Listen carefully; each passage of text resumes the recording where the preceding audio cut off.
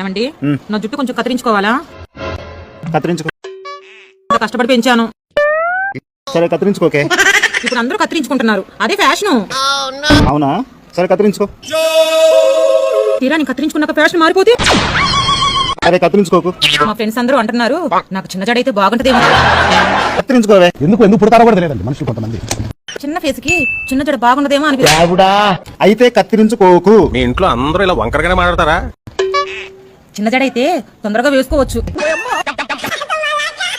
అయితే కత్తిరించుకో. ఇంత పెద్ద జడ కట్ చేస్తే పూలు పెట్టుకోవడం కుదరదేమో అనిపిస్తుంది.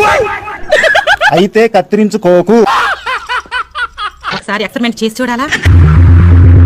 తీరా కత్తిరించుకున్నాక బాగోపోతే? కత్తిరించుకో మాకు.